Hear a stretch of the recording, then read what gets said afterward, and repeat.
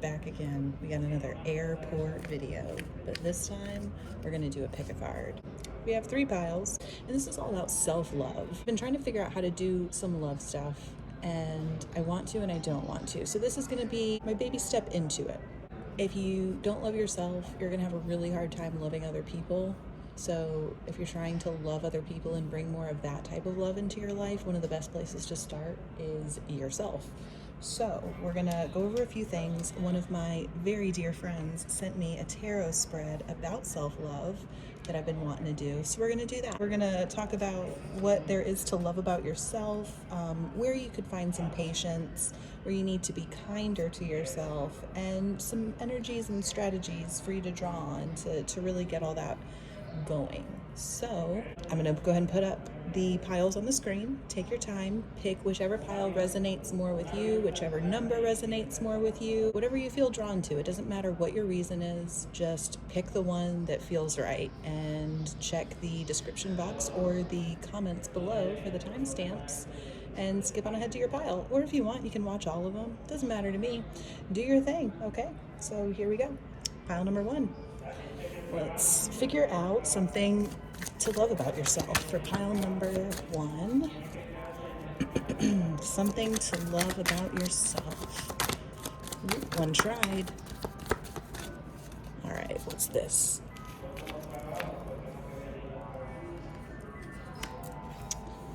I feel, oh, let me put it somewhere where you can see it, where I can see it. So the 9 of Swords, that's anxiety and that's worry. Let me clarify that real quick. And then these 3 came out underneath it.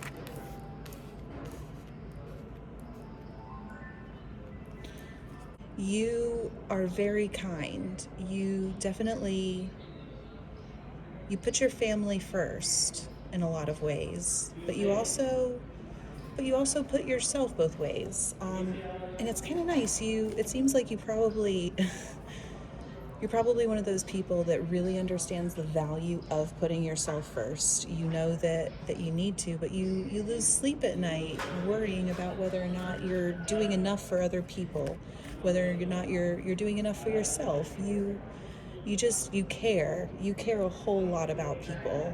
It's a really loving energy I'm feeling right now, which is good, because like the 9 of Swords, that was a little disconcerting when it came out, because it's not typically a happy card and something to love about yourself through me.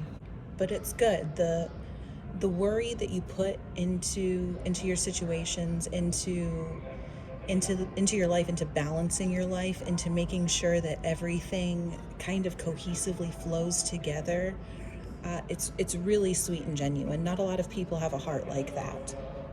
Let's see where you can be more patient with yourself. Let me scoot those bad boys up. Let me see. Sorry if this is disconcerting. There we go. Okay. Where can you be more patient with yourself? Okay, you're not going to see me shuffling on camera now that it's zoomed, but I feel like you'd rather see the cards than my shuffle. The Knight of Swords. Let's clarify that Knight of Swords though, huh? Hermit, okay. You exhaust yourself. You really, really exhaust yourself being this go-getter and helping everybody out. And when it's all said and done, you're drained. What do 9s mean to you? Because we've got 2 9s here. I'm not sure, maybe you've been seeing 909, 919 a lot, 999, 99, however many variations of 9 I can possibly say. But that's where you need to be patient with yourself. You don't need to get down and out about having to kind of reserve your energy and go into this hermit mode and reflect, because you need to take that time to yourself to recharge so that you have this energy to go out and really, really make shit happen. Where can you be kinder to yourself? Where we're all a little mean to ourselves, and that's one of the things that we need to work on. Oh, that's a big stack. No. We all need to work on being nice to ourselves. You should never allow yourself to stay in a place of negative self-talk. Once you notice it, really do your best to turn around, because you're the only one who's speaking to you all the time. Say nice things. Let's see, let me clarify the world. Okay, the world and the Hierophant. You know, I did some zodiac-based readings earlier, and the world and the Hierophant came out in reverse for one of the groups, and I can't remember which one it was. It might have been Virgo. Maybe it was Virgo. I don't know.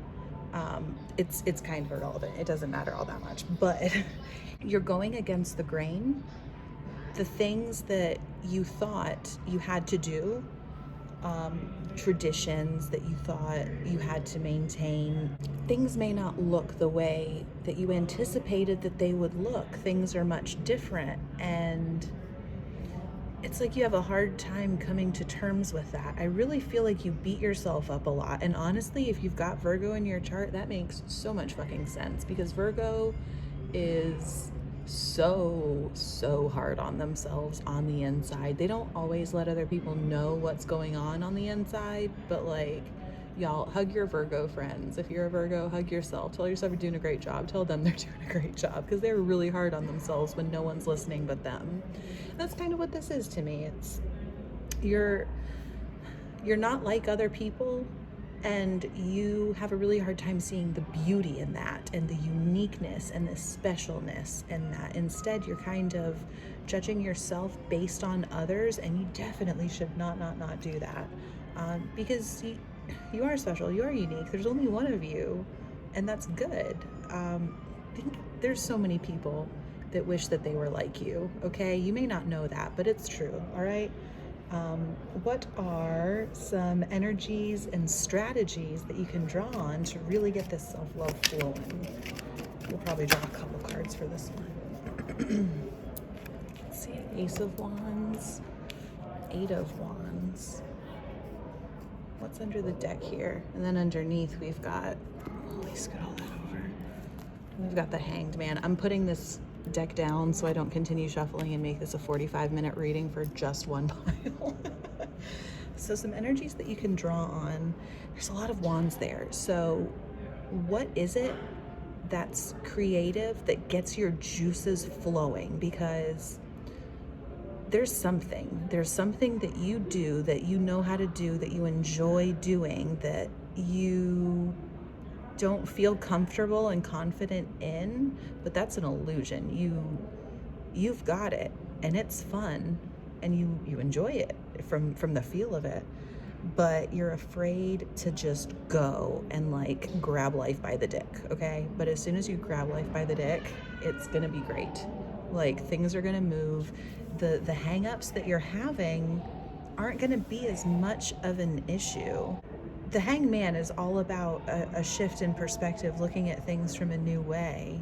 And I really feel like what you're gonna be doing is embracing where you're at. Just be exactly where you are and accept exactly where you are, and take on everything that fills you up and just makes you happy. Take all that on and just have that fresh energy about it, and don't get all hung up. Really allow it to be for you. Make sure that it's something that only serves you, not something that you're doing because it benefits another person or because another person thinks that you should do it. Follow your own heart on this one, okay? Make sure that you're following your guides and not the guidance of another person, because you especially, you put so much focus into other people, that you really need to make sure that you're taking that time and taking that space for you to just be and exist exactly how you are, in the most perfect way that you already are, okay? Pile number one, that was your reading. If it did resonate, and you enjoyed it, please like, share, comment, subscribe if you're not already. Whichever, 1, 2, 3, 4, all of them, I don't give a fuck. Or don't. I don't give a fuck about that either. I just appreciate the shit out of you and hope that you have an excellent day. Okie dokie. All right, pile number 2, you're up. Here is your self-love reading. Let's go ahead and get going. Figure out something that you should definitely love about yourself. What makes you special?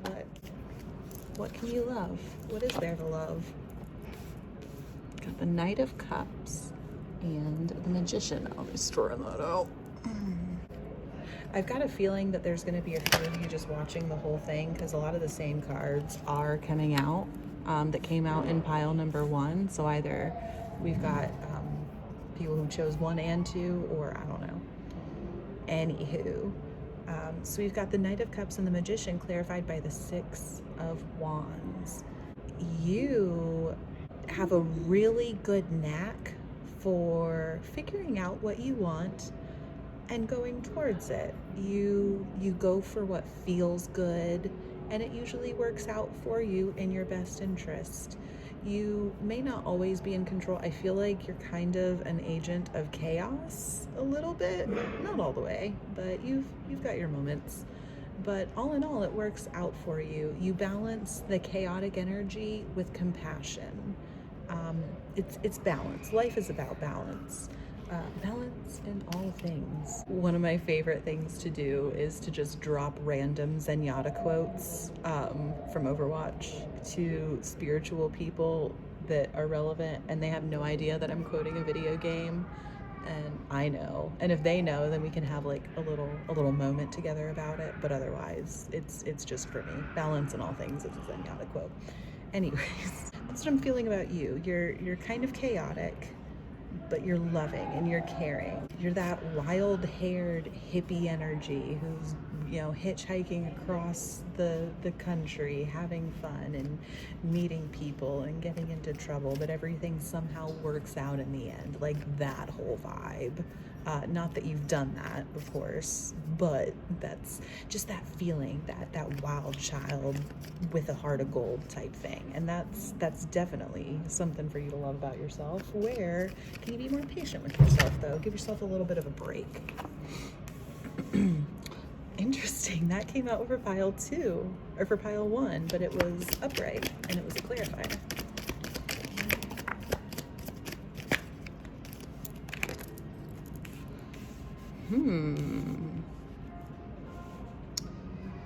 When you get sad, when your emotions are out of whack, I feel like you are a little out of whack, actually, to be honest with you.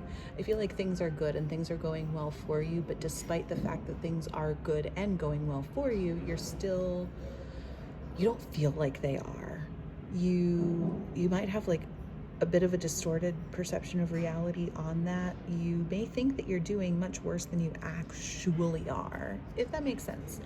But you definitely need to be patient through the grieving process and through isolation when it comes. It's okay to take time away and to be by yourself and to lick your wounds. No one expects you to just fix things and to just always be happy. Well, I take that back. There are some people that do expect you to always be happy and to always be putting on a front. But you don't have to please those people, okay? You don't have to please those people. You don't have to make it about them. This is about you, okay? So when you need that time to step away and lick your wounds and kind of just breathe for a moment while everything is changing and get your bearings back, it's okay. Take your time. Don't worry about it. It's okay. You take as much time as you need, okay? And where can you be kinder to yourself? Pile number 2. Where can you be kinder to yourself? Ooh, okay. That one hit me in the face. That Hanged Man actually hit me in the face.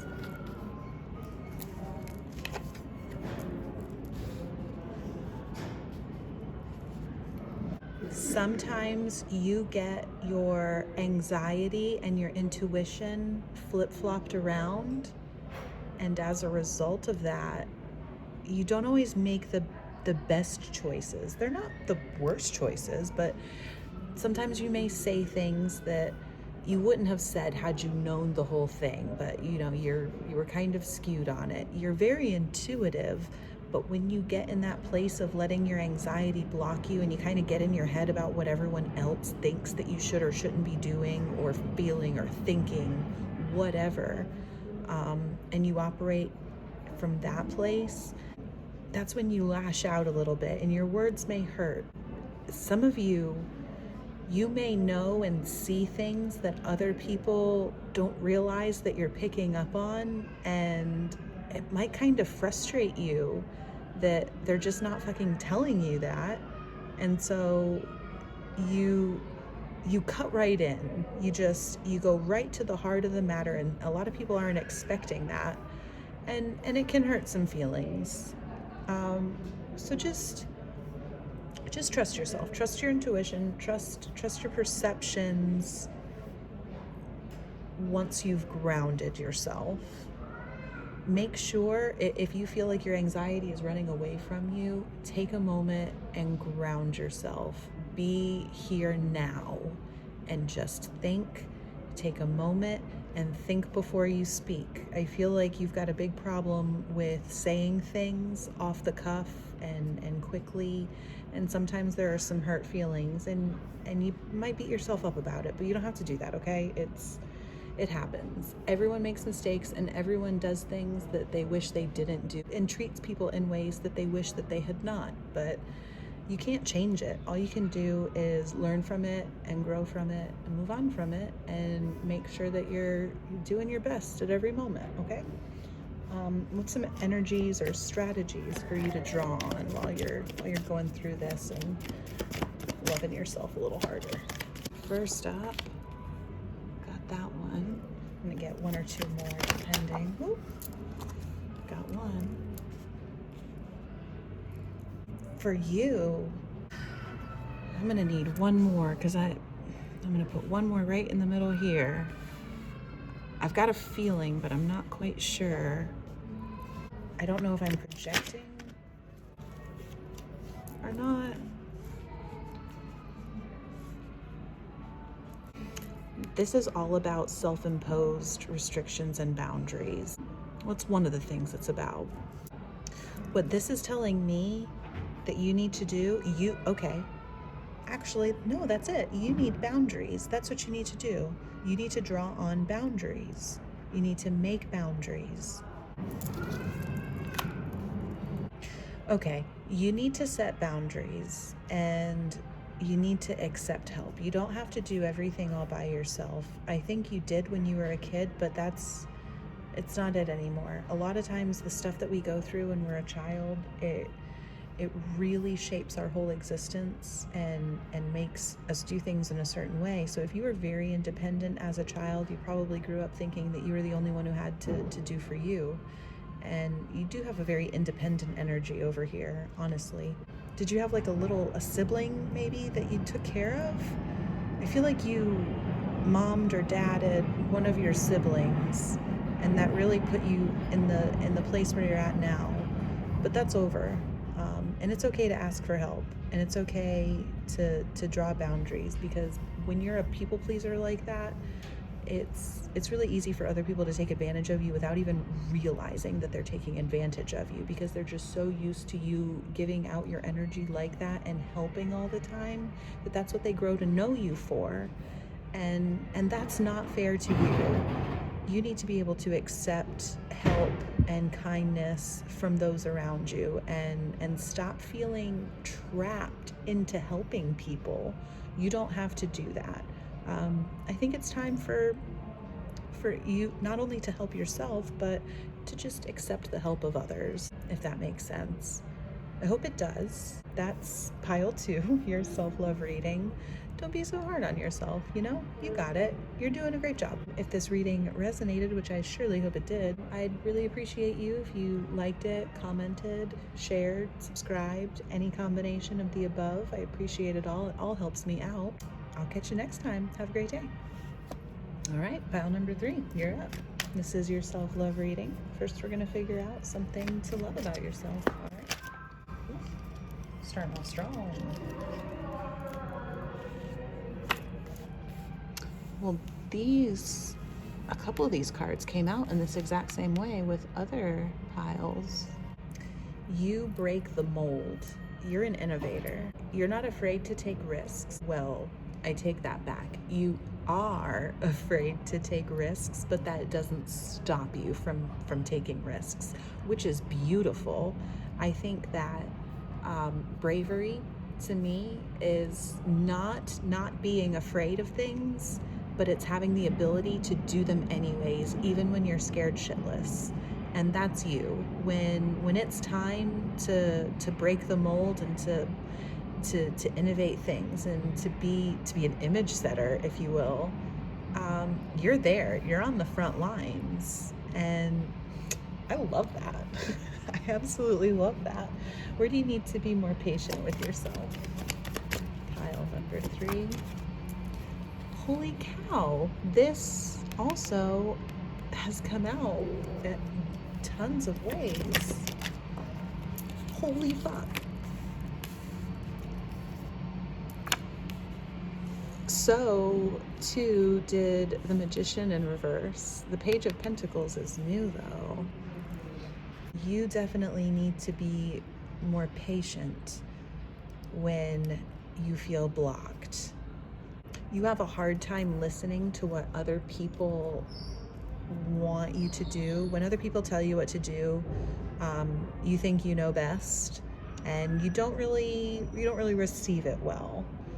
But that's okay. It's something to notice. It's something to be aware of. You won't always have the right answers. You do have to collaborate with others sometimes. Humans are very independently able people, if that makes sense. I kind of lost, I'm like making up phrases here, but we're all very capable of being independent. That doesn't mean that you know everything. We're also, while we're independent, we're also part of a collective, and we're part of a larger whole.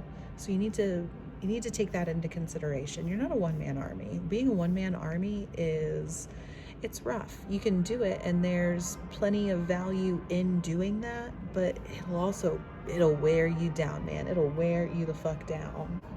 Where do you need to be a little kinder to yourself? Where do you need to show kindness? In what area?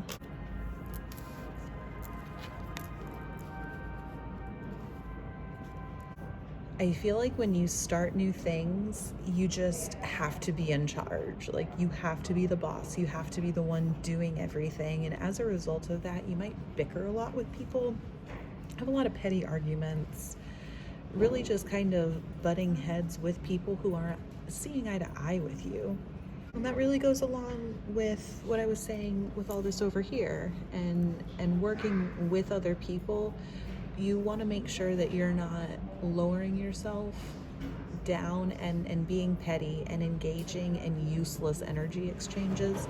If you're gonna have an exchange of ideas with other people, it needs to be a productive exchange of ideas. So make sure that when you're speaking, you're cool, calm, and collected. You're not getting all fired up, okay? But when you do get all fired up, understand that it's because you're passionate about things. You're not an asshole. You're not just being an indiscriminate jerkbag. It's because you care. And there is value in caring like that, okay? So make sure that you're just keeping an eye on the energy that you're putting out when you're taking things on, and you're starting things that are new to you, and you're kind of trekking unfamiliar territory. Just be aware of how you're speaking to your peers and to your subordinates, to your superiors. Be aware of how you're speaking to everyone. And when you notice yourself getting a little fired up and getting a little crazy over there, just tone it down. Notice it and be nice. Be nice to yourself. Don't beat yourself up and call yourself names and say, I'm such a fucking asshole. Of course no one likes me. Don't even, okay? It's not even worth it. What are some energies and strategies for you to draw on? Pile number 3, while we're on this self-love journey. Queen of Wands in reverse. What else we got here? Oh, two more came out.